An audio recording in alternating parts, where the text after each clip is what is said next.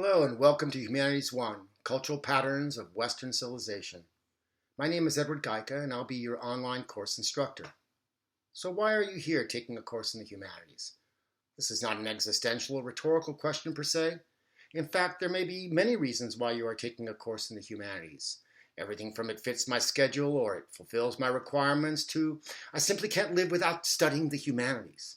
Still, there may be some of you who don't really know what the study of the humanities is or entails, but decided to take the course anyway, thinking, I need the units and at least it's not differential calculus. So what are the humanities?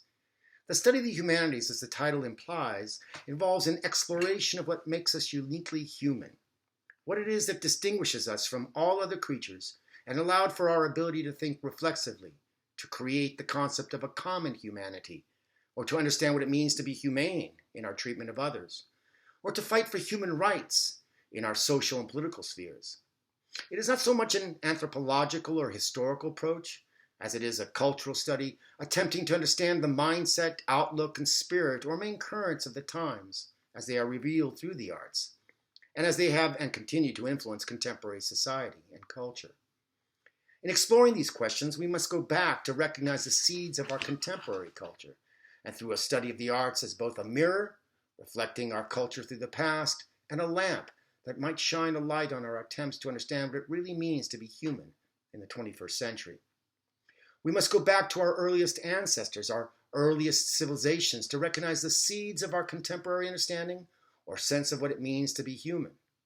You might ask, why the arts as a fit study for this exploration? My answer is that of all the species that inhabit the earth, it is only the human animal that creates art. Much of the distinction between ourselves as a species and all others lies in the fact that it is only the human, only Homo sapiens sapiens, who can imagine a fiction, who can create a fantasy or consider and think about concepts or things that do not exist. It is only the human animal that can move beyond physical vision in the ability to envision. And it is only the human animal that shares this vision, this fantasy, this imagined fiction or experience moment through what we term art. This communicated vision is an integral component of all communication, across time, across the globe, across borders, across ethnicities, across civilizations and cultures. It is essential because sometimes other forms of communication fail us, or they cannot capture the vision in any other way. Questions about what is or is not art are certainly debatable, but we can agree on one significant aspect when considering the word art itself, and in consideration of how it forms other words such as artifice, artifact, or artificial. In this etymological sense, any art, in whatever form or medium, is an artificiality, thus the opposite of nature, or loosely speaking, the real.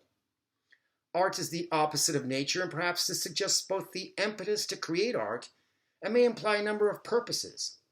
As an impetus, it may be an attempt to come to terms with, or even to understand or attempt to control or appease nature, both our own human nature and the natural, social, cosmic, etc. environment as well. According to various theories, it may be an attempt to share, communicate, express, or capture our artistic vision in various mediums and for diverse purposes. For example, to imitate nature, human or otherwise, termed mimetic theory, or to instruct for moral, ethical, religious, social, or political purposes, termed the pragmatic theory, or to express the personal vision of the artist, what is considered expressive theory, and or sometimes, oftentimes, a combination of these three theories and purposes. In this course, we'll explore this uniquely self-conscious act of creation, of expression, of communication, so as to better understand who we are as human beings, and how we have arrived at our contemporary values and social, ethical, and moral constructs. The course begins in the early Cycladic, the Minoan and Mycenaean periods, and continues through the archaic and classical Greek civilizations to the Roman Republic and Imperial era, and the early Christian and Byzantine periods. I will be incorporating an interdisciplinary approach in a cultural survey of the literature, mythology, philosophy, music, painting, architecture, sculpture, in brief, the arts of the Western heritage.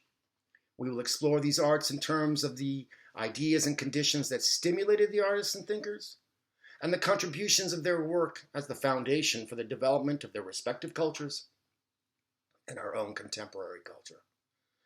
Various assignments throughout the course ask you to make insightful connections between the particular characteristics of the art and philosophy from these movements and the cultural currents and shifts that spurred and fostered them with our own contemporary culture. The readings and resource materials from the Culture and Values textbook and the overview sections in the Canvas modules are meant for study and to inform your views, and are not meant to be a substitute for them. So there's never an assignment prompt that asks you to simply summarize, paraphrase, or compile information from the readings or other web sources as a submission. I'm most interested in what you think and want to read your informed views and opinions rather than what the text or the videos state. I think we'll be covering some very exciting concepts and hopefully discovering our sense of who we are, where we have been, and where we may be heading. Please email me with any questions, issues, or concerns in regard to the course. I'm here to help you succeed, and I'm rooting for you. So enjoy learning.